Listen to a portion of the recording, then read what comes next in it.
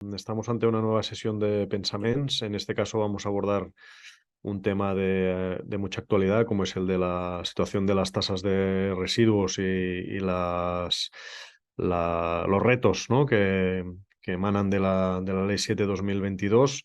Y para abordar esta cuestión contamos con tres personas de END, que somos especialistas en esta cuestión. Yo mismo, por un lado, luego Pablo Pellicer, que es quien lleva en los últimos años la actualización de los estudios del Observatorio de la Fiscalidad de los Residuos, y finalmente María Calaf, que es la principal experta en el Estado en aspectos de pago por generación, y que abordaremos mediante una presentación estas diferentes cuestiones.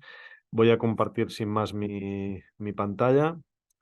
Ray, tienes que darme permisos por lo que veo. Vale, ok. Vale. Entiendo que se ve mi pantalla.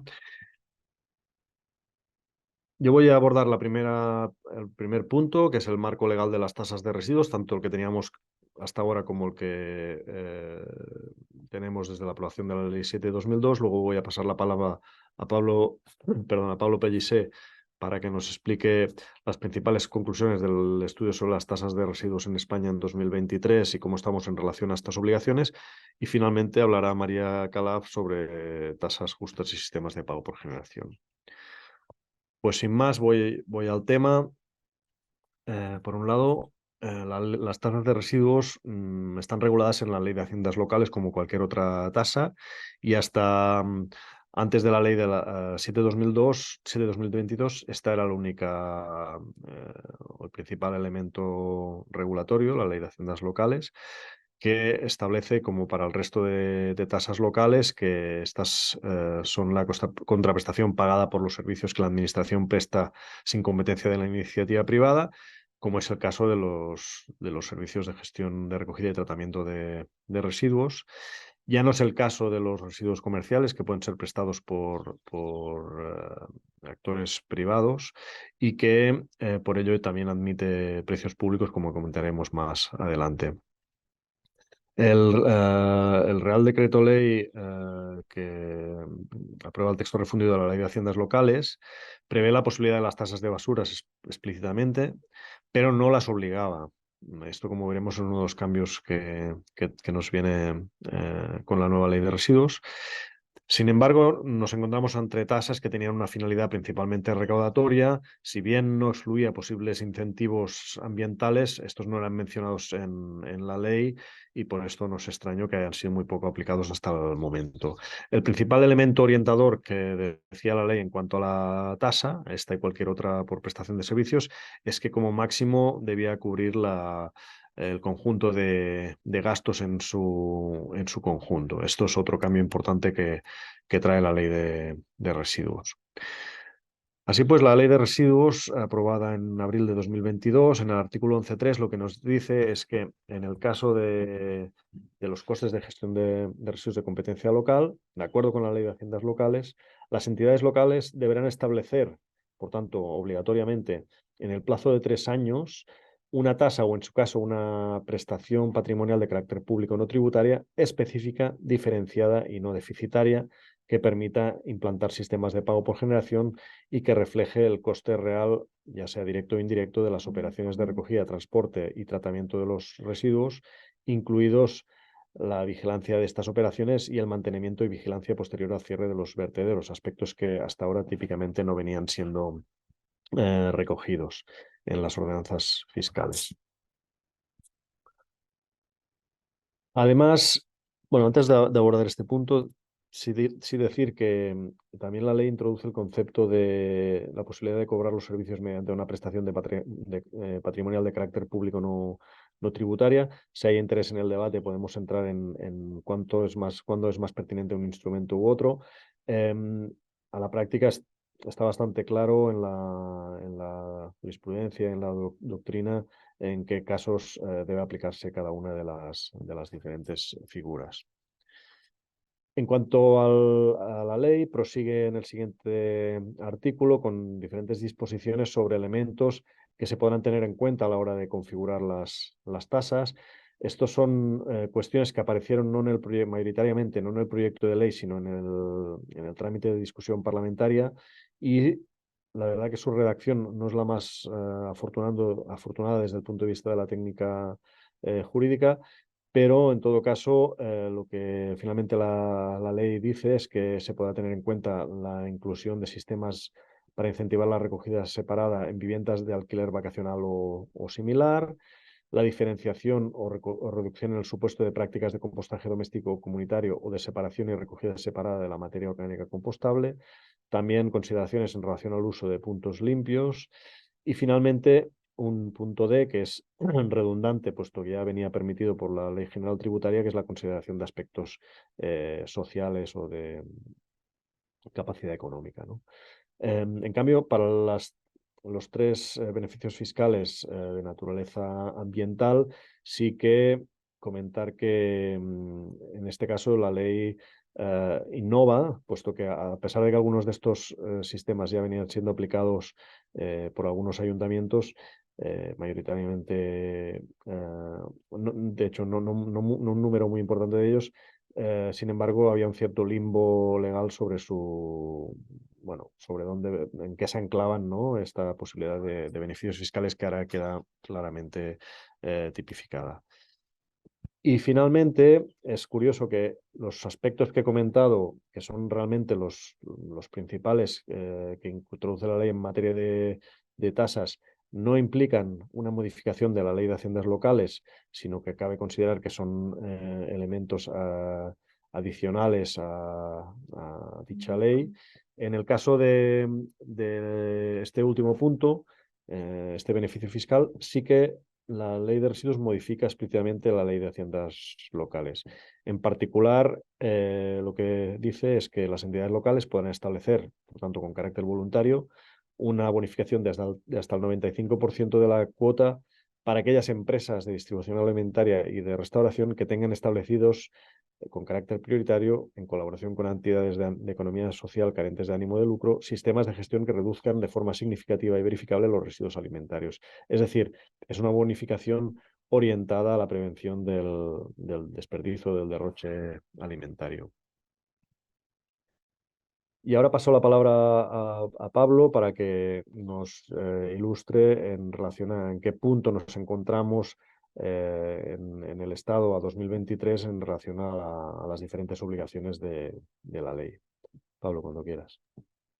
Muchas gracias, Ignasi. Bien, bueno, como ya has introducido, nosotros desde el Observatorio de la Fiscalidad de los Residuos, lo que venimos año a año actualizando desde 2015, sería un estudio que compara una muestra de originalmente 125 ordenanzas fiscales y actualmente ya es de 131, y las comparamos entre sí para ver en qué situación nos encontramos, ¿no? A nivel de tasas de residuos. Entonces, para ello, tomamos esta muestra de municipios y se divide según número de población, desde el grupo más pequeño, que sería de municipios hasta 1.000 habitantes, hasta el más grande, que sería de más de 50.000, que principalmente está compuesto por las capitales de provincia, a excepción de Teruel y Soria, que sería del grupo 4, estas dos. Em, entonces, como imagináis, las ordenanzas fiscales son muy heterogéneas, ya no hay nada que las homogeneice entre sí o muy pocas características, ¿no? Entonces, para compararlas, analizamos los aspectos cualitativos y cuantitativos en base, primero, de un domicilio tipo. Entonces, analizamos todas las partes domiciliarias, cómo están estructuradas las cuotas, sus criterios de diferenciación, beneficios fiscales, etcétera, en base a estas características. Para ello definimos una superficie concreta para el domicilio tipo, un número de personas concreto en el cual se vive en este domicilio, consumo de agua anual, entre otras variables, y esto nos permite comparar las ordenanzas entre sí. Y en el caso comercial hacemos exactamente lo mismo, solo con 11 comercios tipos. Entre ellos podemos destacar panadería, taller mecánico, restaurante, oficina bancaria, supermercado, etcétera, ¿no? Son diversas tipologías comerciales para entender cómo evolucionan estas cuotas y de qué manera se estructuran. Entonces, lo que vamos a hacer a partir de ahora en la presentación es hacer un diálogo entre aquello que nos está diciendo la ley y lo que encontramos en nuestra muestra. Primero de todo, la ley nos decía, ¿no? Establecerán una figura específica y diferenciada. Entonces, en nuestra muestra, como vemos, solo un 2,3% de municipios no tienen tasas de residuos. Se ubican solo 2 municipios en el grupo 3 y uno en el grupo 1. Y el resto, como vemos en el gráfico, son prioritariamente eh, tasas y en algunos casos encontramos tasas combinadas con precios públicos, perdón, tasas municipales de recogida con tratamiento mancomunado. Por ejemplo, podría ser el caso de Barcelona, con la tasa de recogida y la tasa metropolitana de tratamiento de residuos, o otras que están directamente mancomunadas, como podría ser la comarca de Pamplona. Vamos a ir adelante.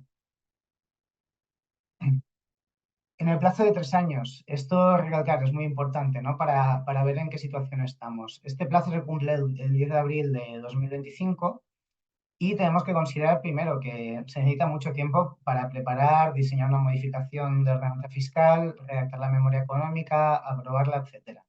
Venimos también de un periodo electoral en 2003 en 2023 a nivel municipal, y esto ha comportado cambios de gobierno y por lo tanto también cambios en este tipo de decisiones que pueden ralentizar el proceso. Y que también hay que tener en cuenta que las ordenanzas fiscales casi siempre se aprueban con el año natural. Por lo tanto, echando cuentas, a inicios de enero del 2025 es la fecha clave para que las entidades municipales se pongan al día con las exigencias legales. Entonces, cuando nos dice que una tasa, o en su caso una prestación patrimonial de carácter público no tributaria, lo que encontramos es eso, principalmente tasas, predominan en todos los estratos del análisis. Prestaciones patrimoniales hay en algunos casos muy excepcionales, por ejemplo, podría ser el municipio de Palma, o tasas con precios públicos, como podemos encontrar también en Barcelona, donde hay una tasa para recogida domiciliaria, mientras que hay un precio público para recogida comercial.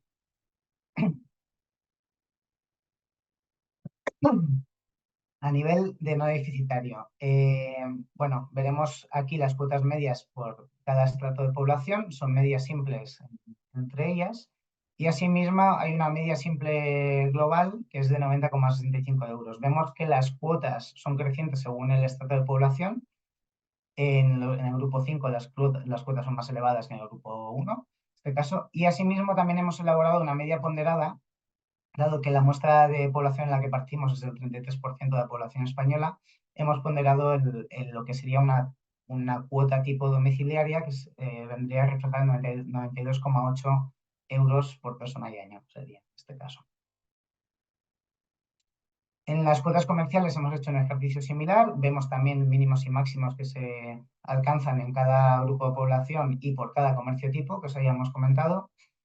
Entonces, aquí simplemente resaltar también las cuotas comerciales son más elevadas en los estratos de población superiores y a la vez los comercios con más capacidad comercial, económica, por ejemplo, las oficinas bancarias, hoteles, supermercados, son aquellos que muestran unas cuotas más elevadas en el conjunto de la muestra. Igualmente podéis ver que el rango de diferencia es muy alto entre máximos y mínimos en cada caso. Vamos a ir adelante. Y incidimos en que no sea deficitaria nuevamente, ¿no? Hay muy pocos datos fidedignos para poder hacer un estudio sobre cuál es el grado de cobertura de costes actual de las tasas en España, pero sí que tenemos un par de datos de los que podemos aprovechar, ¿no? Uno es un estudio que se realizó en Cataluña en 2010 y que se indicó que las tasas de residuos presentaban un grado de cobertura de 84,5%. Por otro lado, recientemente AIREF ha publicado en España un estudio con costes de 2025 en el que se estimó que la cobertura de costes es de 59%. Los ambos estudios están muy marcados en el tiempo entre sí y a la vez también las metodologías son distintas, por lo tanto hay que tomar estos datos con cautela. Pero volvemos un poco a lo que había dicho Ignasi, ¿no? ¿Cuál es el objetivo legal? Que es que no sea deficitaria, que refleje el coste real, pero sobre todo vemos en el articulado que se incluyen conceptos específicamente como la vigilancia de las operaciones, el mantenimiento y vigilancia posterior al cierre de vertederos. Simplemente estos conceptos son cuestiones que no sabían o raramente se tienen en cuenta actualmente en el balance de costes global. Por lo tanto, hay que tener en cuenta que los costes van a incrementar respecto a los que se están considerando hasta ahora. Es decir, ya tenemos una exigencia que hay que cumplir y que hay que hacer un esfuerzo por parte de todas las entidades locales a la hora de llegar a la completa cobertura de costes, pero a la vez estos costes van a ser superiores, porque hay cuestiones que no se tienen en cuenta. Entonces, esto añade un poco más de dificultad a la cuestión. ¿Podemos seguir adelante, Ignacio? Seguimos, que permite implantar sistemas de pago por generación. En concreto, el anexo 5, donde se estipulan ejemplos de instrumentos económicos y otras medidas para incentivar la aplicación de la jerarquía de residuos, se menciona el pago de generación y se especifica que impongan tasas, a los productores de residuos según la cantidad real de residuos generados y proporcionan incentivos a la separación en origen de los residuos reciclables y para la reducción de los residuos mezclados. Pues bien, vamos a tomar un poco esta idea para ver qué nos hemos encontrado en nuestra muestra, cómo se articulan nuestras tasas, en qué se diferencian y si hay algún tipo de incentivo que incentive mejores praxis ambientales. En general, vemos que hay una fuerte presencia en todos los estratos de cuotas fijas, es decir, que todos los usuarios pagan lo mismo, independientemente de lo que generen, de cómo separen los residuos, etcétera, ¿no? Pero el criterio que lo sigue sería la localización. Hay otros muchos criterios que podemos ver crecientes conforme eh, más, bueno, la regla general conforme mayor es el estrato de población, pero bueno, encontramos consumo de agua, valor cadastral, generación de residuos, número de habitantes, etcétera, ¿no? La cuestión principal que vemos aquí es que no hay incentivos suficientes que promocionen una mejor praxis ambiental en todos los usuarios domiciliarios. Asimismo, si pasamos la diapositiva, vemos que a nivel de beneficios fiscales ambientales hay algunos que son bastante marcados, como el compostaje casero comunitario, la separación de fracciones o el uso de punto limpio, ¿no? O en algunos casos que se usan de manera combinada dentro de la misma ordenanza fiscal. No obstante, si vemos abajo del todo en la tabla, el número de municipios que representan una muestra de 131 es muy pequeño, ¿no? Cuatro municipios con compostaje, 5 con separación de fracciones, etc. Entonces, simplemente demostrar que hay muy poco incentivo a las buenas prácticas ambientales en materia de residuos. Siguiendo a nivel comercial, nos encontramos también en este caso hay muchos más criterios que diferencian respecto a los domicilios o están más homogeneizados en los estratos, pero el tipo de actividad del comercio, es decir, si estamos hablando de un banco o de un bar, es el criterio principal que estamos encontrando, ¿no? No obstante, también esto es muy heterogéneo entre todas las ordenanzas fiscales y entonces hay categorías que son mucho más generalistas que otras que pueden llegar a ser mucho más específicas y grabar la actividad comercial mucho más en función del tipo de comercio y el perfil de producción de residuos que este tiene.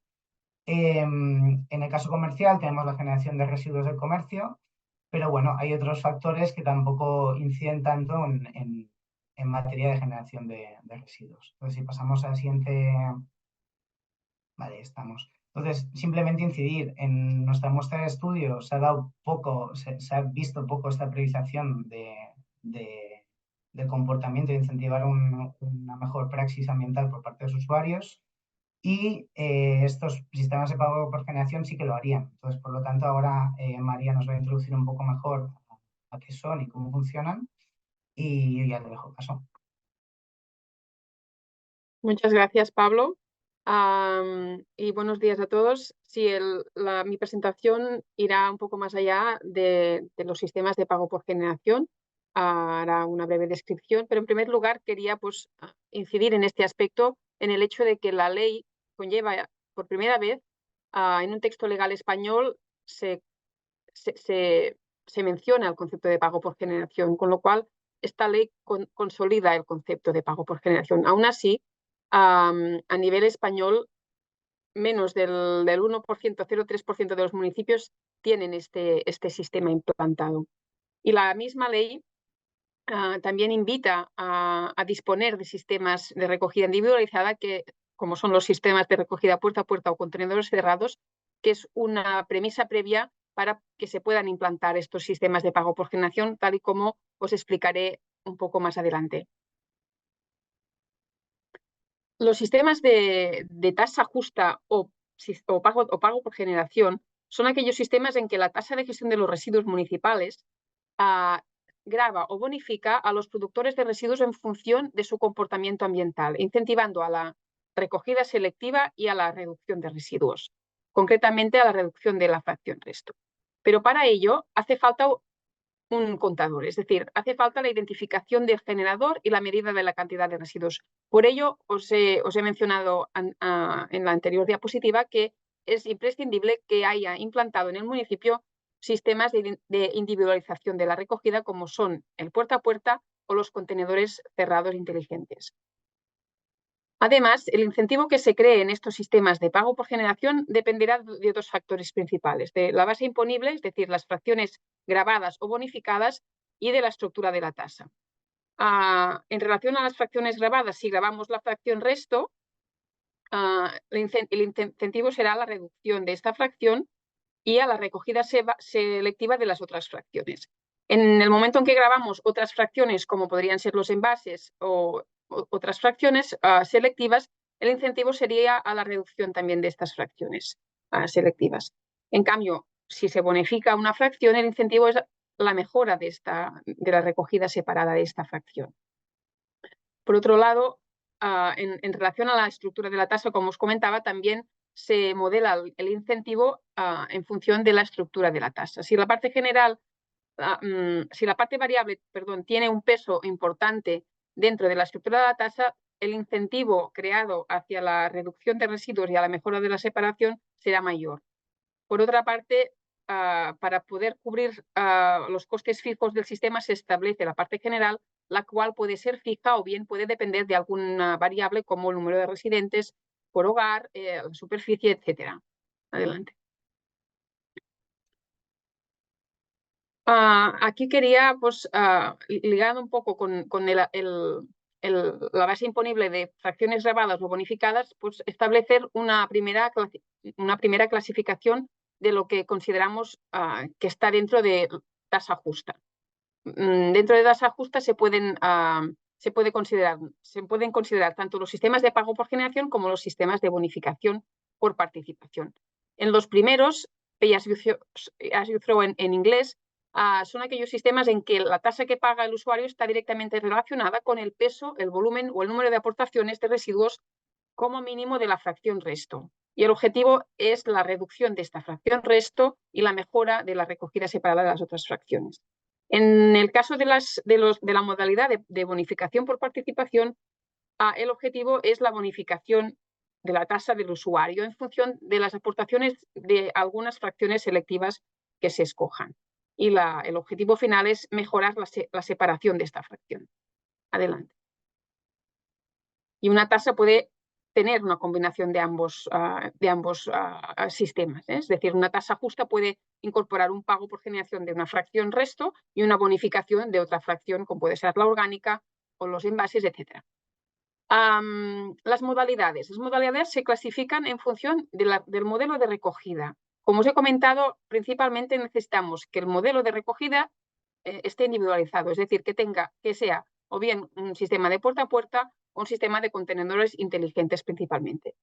Y encontramos el color lila son los sistemas de pago por cubo vinculados al puerta a puerta y el color verde son los sistemas de pago por bolsa vinculado también al puerta a puerta. Y en relación a los contenedores inteligentes encontramos los modelos de sistemas de cámara y los sistemas de pago por aportación al contenedor. Sin la medida, ahora explicaré lo que es el sistema de cámara, la medida de la cantidad, del volumen o del peso del residuo introducido al contenedor.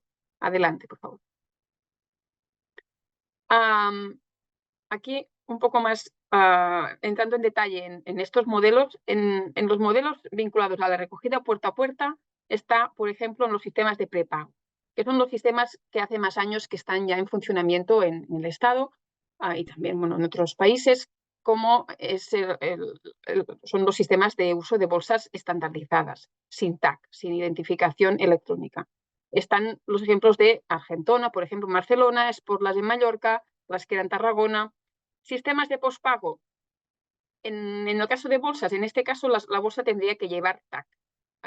Un ejemplo que encontramos es el comercial en Lleida. Y otros sistemas de pospago son los que están vinculados a los cubos o contenedores con o sin tag. Encontramos el modelo por volumen, el cual, sin medir el número de entregas del contenedor, se hace un pago en función del volumen escogido anual para entregar la fracción orgánica, los envases, etc. La modalidad quizás más empleada actualmente en el Estado es el pago por volumen más el número de vaciados, el número de entregas de este contenedor. Encontramos tanto modelos a nivel comercial como en Barcelona, Canet de Mar, pero a nivel domiciliario también encontramos ejemplos en Verdú, Usurbil, la comarca de la Selva en 3 municipios, en Manlleu, etc. Y el pago por peso es minoritario y encontramos en este caso pues, en polígonos industriales pago por la fracción resto de los contenedores. Adelante. Modelos con contenedores inteligentes. Como os he dicho, hay los modelos de los sistemas de cámara, que son los dos que os he puesto al final, que se basan en la medida del volumen mediante un cajón volumétrico en la tapa del contenedor, o bien midiendo el peso, es decir, teniendo un sistema de pesaje en este compartimento, en este cajón volumétrico. Pero lo que es más común y lo que se está implantando más en el Estado son sistemas de contenedores inteligentes que lo único que hacen es cerrar el contenedor sin poner ningún cajón volumétrico. Con esto, lo que se puede aplicar son sistemas de pago por generación por aportación, sin medir ni el volumen ni el peso. Y aquí hay algún ejemplo en el Estado ya de bonificación por participación para la orgánica, pero todavía no hay ningún caso de pago por generación de la fracción resto. En un futuro cercano, en 2024 y 2025, habrá algún caso ya implantado. Adelante. Y aquí quería ya hablaros de algunas certezas identificadas alrededor de los sistemas de pago por generación derivadas de los múltiples diseños e implantaciones que se han realizado. Por un lado, la consolidación del concepto, que ya os he hablado que a nivel legal, la Ley 7/2022 la ha introducido. Por otro lado, el despliegue. A nivel internacional hay un amplio despliegue de experiencias. Desde inicios del siglo XX en Estados Unidos se iniciaron estas experiencias. Ya hay más de 7.000 municipios en los países europeos como Suiza, nordeste de Alemania, Italia, etcétera. Hay numerosos municipios con estos sistemas y en ciudades grandes también como Seúl, Berlín, San Francisco, etcétera, tienen estos sistemas implantados. Y en España todavía, como hemos comentado, ya menos del 1% de los municipios, unos 24 municipios en total, según nuestro recuento. Otros más en el modelo únicamente comercial, que como os he dicho, es necesario tener el modelo puerta a puerta implantado y es más fácil que el municipio tenga para la recogida comercial implantado un modelo puerta a puerta, a diferencia del domiciliario, que es más difícil de implantar puerta a puerta. Seguimos. Difícil, pero posible, pero hay más casos de puerta a puerta comercial. A la hora de elegir el modelo, en nuestros asesoramientos, en nuestros múltiples asesoramientos que se han realizado, se ha visto que no hay un único diseño de sistema de pago por generación o bonificación por participación. No hay un único diseño. Cada municipio tiene su modelo de recogida, tiene sus características. Se debe elegir el modelo domiciliario, que puede diferir del modelo comercial de tasa justa. Se debe pensar en qué fracciones están grabadas o bonificadas. Se debe pensar en cómo resolver los aspectos como segundas residencias, pisos vacíos, pañales, etc. Es decir, hay una serie de aspectos hablar, a discutir en el momento en que se quiera pues, diseñar este sistema para cada uno de los entes locales. Adelante. Algunas certezas derivadas de las experiencias en funcionamiento. La mayoría de estos sistemas, como se ha visto tanto a nivel internacional como estatal, han estado implantadas con la base del modelo puerta a puerta. A nivel local son los sistemas más justos de asignación de costes de gestión de residuos y los que consiguen mayores niveles de prevención de residuos. En relación a la recogida separada, también se consiguen mejoras, pero son más leves en comparación con aquellas mejoras que se han conseguido con el cambio de modelo de recogida, pasando de contenedores abiertos a contenedores cerrados o a puerta a puerta. Otro aspecto que es relevante es el hecho de que se está tendiendo a que el diseño del modelo, del modelo de pago por generación incluya rangos de entregas, es decir, que el pago no sea por entrega, sino sea por rango de entrega. De esta forma se ahorran los errores derivados de las lecturas con la tecnología, que pues, puede haber algunos. Y finalmente, el modelo comercial, como ya he comentado, tiene potencial por sí mismo, ¿no? Porque tiene buenos resultados y porque puede implementarse sin que a nivel domiciliario esté implementado. Adelante. También hay algunos aspectos legales y de protección de datos a tener en cuenta, que son relevantes, pero ahora no vamos a entrar en ello por el poco tiempo del que disponemos. Adelante. Y algunas dudas, ya para finalizar, algunas dudas que todavía tenemos alrededor de las implantaciones y diseños de sistemas de pago por generación.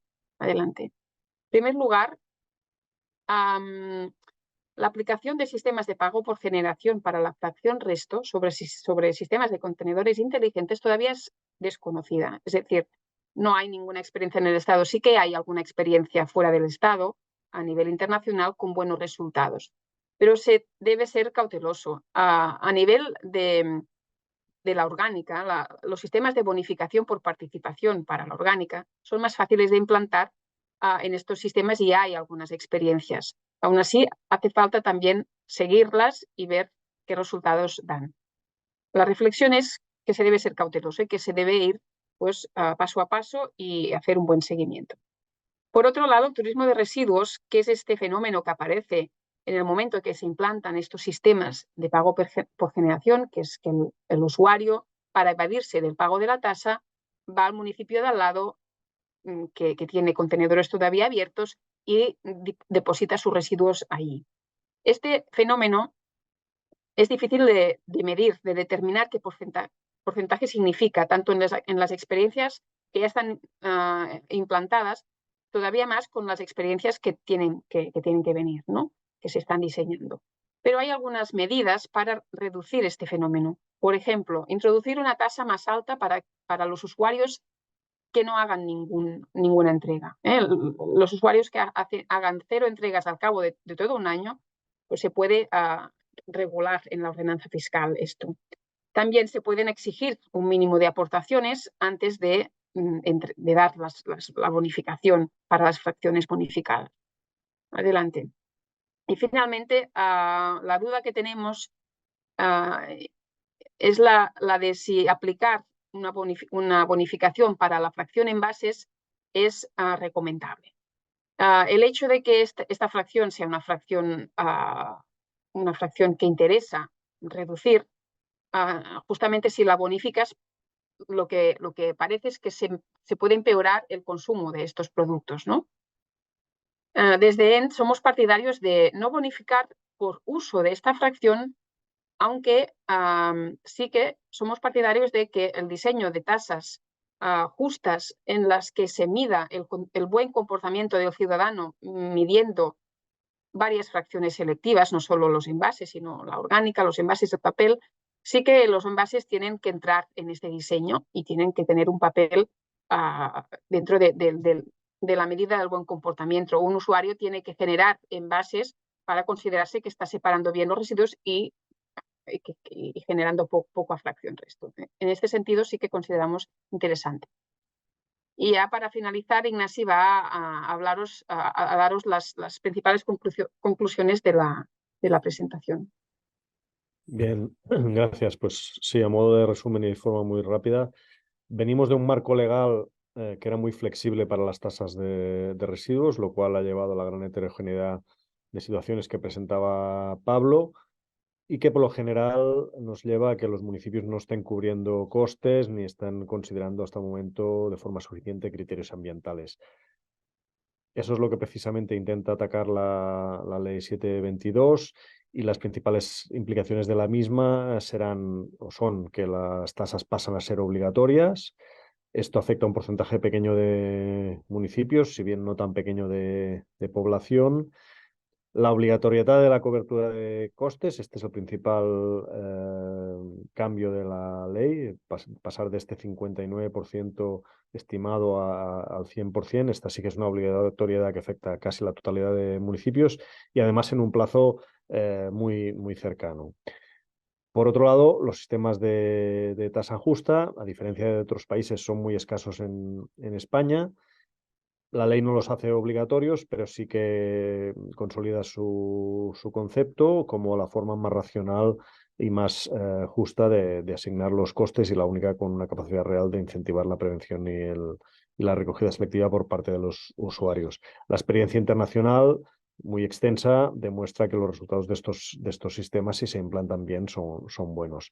Los sistemas de pago por generación y bonificación por participación habitualmente van de la mano de la recogida selectiva puerta a puerta. A nivel internacional, la abrumadora mayoría de casos son de este tipo. También en el caso de sistemas exclusivamente dirigidos a los residuos comerciales.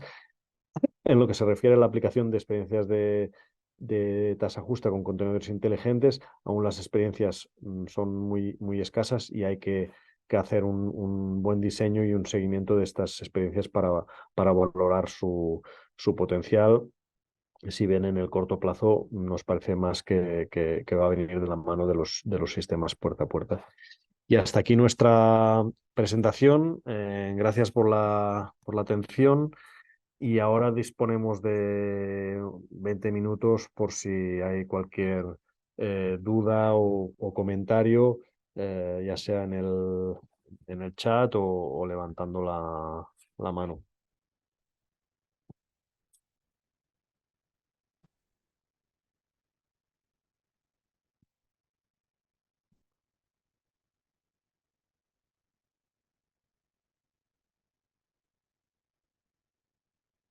¿Alguna duda? ¿Comentario?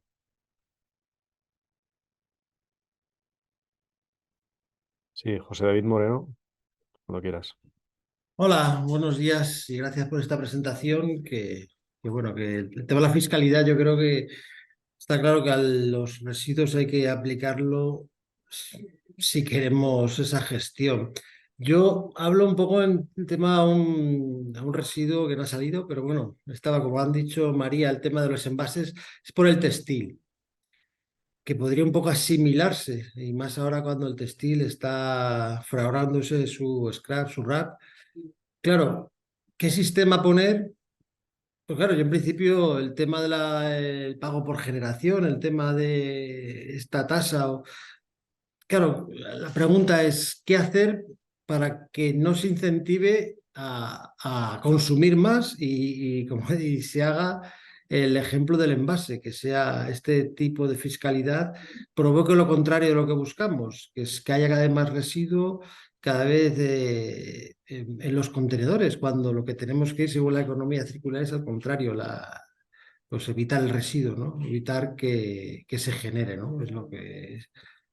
¿Y cómo puede afectar este tipo de fiscalidad, este tipo de propuestas que habéis hecho a, bueno, envases como a residuos como el textil u otros, ¿no? ¿Qué podría hacerse de cara a, bueno, a una implantación de una responsabilidad ampliada que se está estudiando ahora? Gracias. María, ¿quieres contestar tú? Si quieres, empieza tú, si quieres, complemento. Vale, sí, en relación a la tasa, ya María hará sus reflexiones. Yo creo que en el caso del textil, pero también en otros casos, como los pañales o los muebles o los colchones, A ver, el problema mayor es que existe una falta total de responsabilidad empleada del productor. En el caso del textil, pues está en la agenda su introducción, en otras fracciones que he mencionado ni tan solo. Lo que pasa que con la mera existencia de la RAP no va a ser suficiente, a la vista el fracaso de las políticas de envases cuya generación no para de crecer. Por tanto, esta responsabilidad empleada del productor tiene que ser efectiva, tiene que incluir la ecomodulación, ¿no? Es decir, que en función de las características ambientales del producto, la tarifa de RAP sea una u otra y, por tanto, estas condiciones que no se han aplicado hasta el momento en envases o en otras, o en RAE incluso, sí deberían estar presentes en los nuevos esquemas que aparezcan a partir de las obligaciones de la ley. Y María, si quieres decir algo concreto en cuanto a los efectos de la tasa. Sí, a ver, a efectos de la tasa, la verdad es que no se ha planteado nunca en nuestros estudios la incorporación todavía de la producción de textil como una fracción a gravar, ¿vale? Sí que para que se dieran esta posibilidad, habría la necesidad de que esta fracción textil también se recogiera puerta a puerta, en los modelos en que se recoja puerta a puerta, o bien los contenedores de la calle donde tú tiras la ropa tendrían que estar cerrados y requerir la identificación del usuario cuando los utiliza. Si quieres hacer algún tipo de gravamen, o bien también en el caso, por ejemplo, de las aportaciones en puntos limpios, ¿no? Lo que se está aplicando en algunas ciudades y pueblos es la bonificación por aportación, porque como mínimo se recicle correctamente esta fracción, porque lo que está pasando ahora, y según datos que no te sé decir exactamente qué datos tenemos de reciclaje de esta fracción, pero la mayor parte de la ropa todavía hoy en día se va al contenedor de fracción resto. Y este es el problema principal ahora mismo. La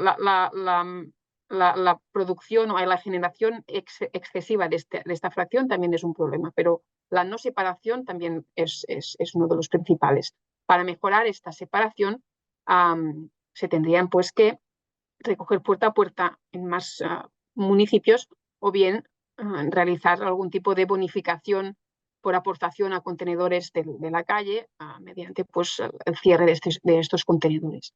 Y sí que más adelante, quizás cuando tengamos ya todo el sistema con una buena recogida separada de esta fracción, se puede pensar con el gravamen de esta fracción para promover la reducción por parte del usuario de la generación de esta fracción. Pero creo que debe ser un paso un poco posterior a todo el tema de la RAP y de la mejora de la recogida separada de esta fracción. Gracias. ¿Algún otro comentario, ya sea verbal o por el chat o pregunta? Victoria nos comenta qué opciones tienen los municipios, sobre todo los municipios donde domina la vivienda en altura, para financiar la implantación de los propios componentes, contenedores inteligentes, software de los sistemas de pago por generación. A ver, la principal motivación de la ley de residuos, como decía, es que las tasas deben cubrir costes. Por tanto, la principal vía de financiación, perdón, es la propia tasa. Entiendo que tu pregunta va un poco más allá y te refieres a financiar el acto concreto de implantación, más allá del mantenimiento del servicio. Y en este caso la respuesta depende bastante de la comunidad autónoma, porque el Estado sí tiene algunos, pero pocos programas directamente que apoyen a los municipios. Su papel principal es la aprobación de la legislación básica y son más bien las comunidades autónomas las que en su caso, y no todas, disponen de programas de subvención de implantaciones, ¿no? En el caso de Cataluña, donde la implantación está más avanzada, puesto que la ley ya lo exigía bastante antes que la ley estatal, la Generalitat ha contado con planes de subvención prácticamente anuales que han sido determinantes para impulsar esta implantación. En otras comunidades, pues depende del caso. Por otro lado, el papel también del canon de residuos, del impuesto al vertido y a la incineración de residuos, que también incluye o está contenido en la ley estatal, justamente tiene por finalidad que a los municipios les salga rentable aplicar esquemas de recogida selectiva, puesto que se ahorran el pago sí, que les permite reducir el pago del impuesto. En este caso no había no pensando en la subvención a la implantación, sino en los ahorros, ¿no?, que va a conllevar la implantación.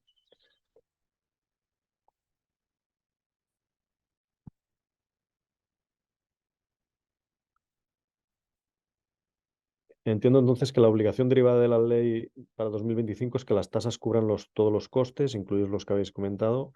La tasa por generación es una propuesta, pero no una obligación para esta fecha. ¿Es así? Sí, es así. Es decir, la obligación legal es de existencia de la figura diferenciada y de cobertura plena de costes para 1 de enero de 2025. En cambio, la ley es ambigua, ¿no? En el cuestión de pago por generación, dice tasas que permitan la implantación de pago por generación. De hecho, lo que permite la implantación de pago por generación, como decía María, es si tienes un sistema de recogida individualizada o no, ya sea puerta a puerta o contenedores cerrados, pero no es una obligación para esta fecha. Ya digo, la ley es ambigua, pero la interpretación que hace el ministerio es claramente en este sentido. Otra cosa es que es algo que sería pertinente y que ayudaría a avanzar en las políticas de residuos, pero obligatorio no es. ¿Quieres ya respondo yo la siguiente? Bien. Bárbara pregunta, ¿cómo se refleja una adecuada recogida selectiva en la parte variable de las tasas? Número mínimo de aportaciones, por ejemplo. Sí, Bárbara. Cuando se diseñan partes variables de la tasa donde se quiere medir el buen comportamiento del ciudadano, es decir, una buena recogida separada por su parte, se coge más de una fracción, es decir, como mínimo 2 fracciones selectivas y se diseña pues qué mínimo de aportaciones deben realizar para considerarse que se están comportando adecuadamente. Y esto es recomendable pues, hacerlo a menudo, es decir, no coger el número de aportaciones anuales y ya está, porque se pueden concentrar en un trimestre y entonces pueden, estando comportándose mal durante 3 trimestres y el último hacerlo bien, es decir, se puede mejor fraccionar. María, si quieres también abordar tú la siguiente. ¿Habría algún método de cumplir con la protección de datos en un sistema de contenedores?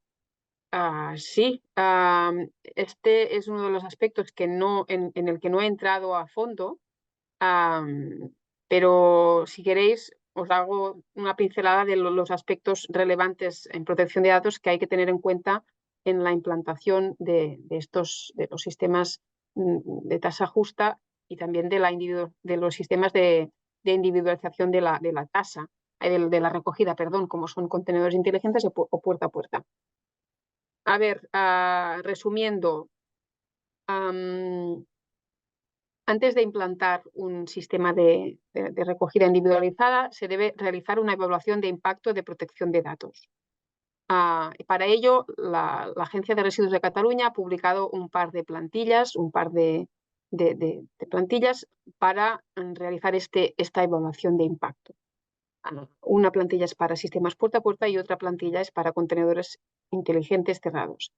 En el momento en que se pasa de la individualización a la tasa justa, es necesario volver a hacer esta evaluación de impacto de protección de datos, porque de acuerdo al artículo 35 del Reglamento General de Protección de Datos Europeo, cuando hay cierto riesgo y hay tratamiento de datos masivos, ¿no? Es decir, tratamiento de datos masivos y automatizados se relaciona con cierre de contenedor, puerta a puerta con individualización. Con lo cual, tanto antes como después, cuando se implanta tasa justa, se debe realizar esta evaluación.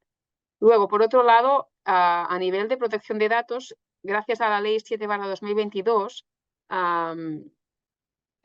ya está amparado el uso de los datos para aplicar tasa justa o pago por generación. Lo único necesario antes de introducir esta tasa justa es haber informado al usuario del tratamiento de sus datos.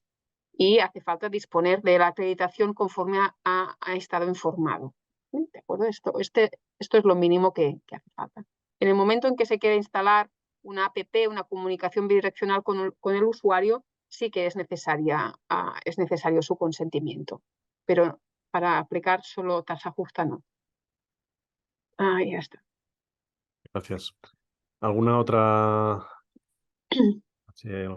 pregunta? ¿Hay alguna experiencia de pago por generación por aportaciones con contenedores inteligentes? María. Comentaba, ¿hay alguna experiencia de bonificación por participación para la fracción orgánica en contenedores inteligentes? Pero todavía no de pago por generación de fracción resto en el Estado. A nivel internacional, a nivel europeo, sí que hay experiencias y están en funcionamiento y tienen buenos resultados. Pero en el Estado todavía no. Sí que sabemos de algunos municipios que están ya haciendo, se están preparando y en 2024 ya lo van a implantar y algunos otros en 2025. Vale, luego hay un par de preguntas que tienen tal vez más que ver con recogida selectiva que con tasas, pero tal vez podemos comentar alguna cuestión. A ver, desde Puerto Real, Cádiz, se reflexiona sobre el poco éxito que han tenido las experiencias con contenedor abierto. Sí, yo creo que esto ya es sabido, ¿no? A estas alturas, ¿no?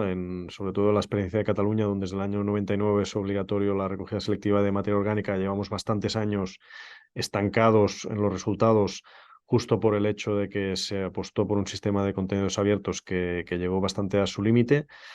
Entonces, la experiencia es que hay que apostar por sistemas de alta eficiencia, como son los dos que mencionan la ley de residuos, los sistemas puerta a puerta y los sistemas con contenedores cerrados, pero hay una diferencia importante. El primero está aprobado y el segundo no. ¿Vale? Os remito de nuevo al estudio que mencionaba Pablo de AIREF. Los que estáis en el ámbito de residuos, si no conocéis este estudio, es imprescindible. Es el estudio más amplio que se ha hecho nunca en España sobre gestión de residuos municipales y hay un apartado sobre la recogida puerta a puerta donde se demuestra estadísticamente sus altos índices de recuperación. En cambio, con los sistemas cerrados, pues hay una cierta apuesta en este momento, pero las experiencias son muy escasas y es imposible con los datos existentes afirmar ni mucho menos que se van a alcanzar resultados similares al sistema puerta a puerta. Por tanto, hay que apostar por estos sistemas. Sabemos que no son igual de fáciles de implantar en todas partes, pero es lo que hasta el momento ha demostrado mejores resultados. No sé, María, si tienes algún comentario sobre las otras preguntas.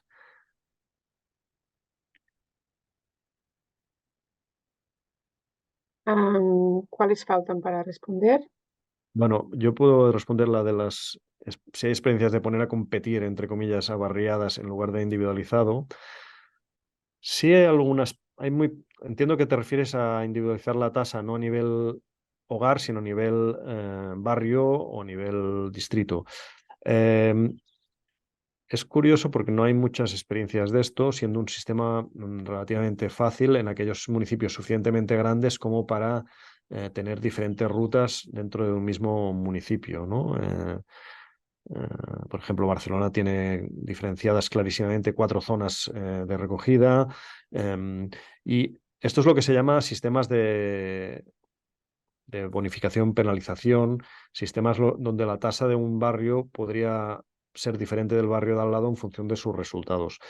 La principal experiencia que ha habido en España sobre esto ha sido en el área metropolitana de Barcelona, donde la tasa metropolitana que cobra el área metropolitana directamente a sus ciudadanos, a los 33 municipios, hasta 2017, de 2004 a 2017, tenía un elemento diferenciador en función de los resultados de los municipios. Aquellos municipios que funcionaban mejor que la media tenían una tasa, los ciudadanos tenían una tasa menor y viceversa. En la web del Observatorio de la Fiscalidad de los Residuos tenéis algún artículo sobre sobre la aplicación de sistemas de bonificación penalización en mancomunidades que sería perfectamente trasladable a la escala municipal entre barrios. Yo quería añadir, porque preguntaba la misma persona si se requiere aumento importante de personal, y la respuesta es que se requiere incremento de personal para gestionar el nuevo sistema puerta a puerta o también con contenedores cerrados. Es decir, sí, hay que prever este aumento de presupuesto y de personal al respecto. Y la última pregunta, ¿es realmente rentable económicamente la implantación de un sistema de recogida usando contenedores inteligentes? Es una duda que tengo porque tengo entendido que un contenedor normal de 3.200 litros cuesta de media unos 1.200 y acaban destrozados. Por esto me pregunto si es rentable a largo plazo. Buena pregunta, María Benítez. Es una de las dudas que todavía tenemos los que nos dedicamos a estos aspectos, porque es bastante reciente la implantación de estos, se ha dado recientemente la implementación de estos sistemas de contenedores inteligentes, por lo cual no hay todavía un análisis de costes de implantación y de mantenimiento a largo plazo, con lo cual se debe esperar a tener más datos para tener la certeza de que no sea bueno, no tenga unos costes mucho más altos a largo plazo. Vale. Yo voy a abordar otras dos cuestiones que han salido. La primera por parte de José David Moreno sobre si hay algún estudio que indique el incremento de coste económico del sistema individualizado pago por generación sobre el sistema tradicional y anónimo. A ver, esta es una pregunta que hay que responder municipio a municipio. Yo lo que te puedo decir es que hay pocos estudios al respecto sistemàticos. L'Associació de Municipis para la recogida selectiva porta a porta en Cataluña hace como 10 años hizo un estudio comparando, creo que eran 40 municipios con puerta a puerta versus 40 con contenedor, que está disponible online, pero claro, ha llovido bastante desde entonces. También no es lo mismo comparar si partes de un sistema sin recogida orgánica con lo que te va a costar cuando introduzcas esta selectiva, porque estarías comparando cosas diferentes. Y finalmente es muy determinante el papel que va a tener en esto el impuesto, los costes del impuesto al vertido.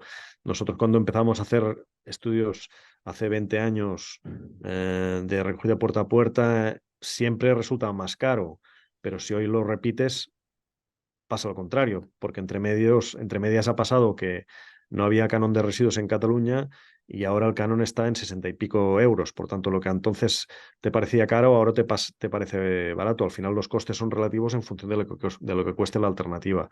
Pero para responder, pues habría que mirar los costes del modelo actual de cada municipio, cómo en la comunidad autónoma respectiva se están abordando o se está materializando el impuesto sobre el vertido, etcétera, ¿no?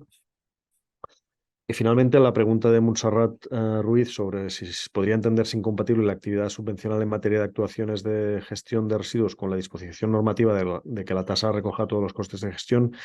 Yo entiendo que no, es decir, en el informe técnico económico imprescindible para sustentar la aprobación de la tasa, lo que hay que hacer es poner todos los ingresos, poner todos los costes, por un lado, del servicio y poner todos los ingresos. Ingresos podemos hablar de RAP, ingresos de venta de materiales, ingresos de posibles devoluciones del canon de residuos en las comunidades autónomas donde este concepto sea pertinente y también posibles aportaciones de subvenciones. Ese es el balance neto el que debe cubrir la tasa. Por tanto, si ha habido alguna aportación de subvenciones, creo que es lógico descontarlo y tenerlo en cuenta a la hora de hacer los números. ¿Hay alguna pregunta más, ya sea oral o en el chat?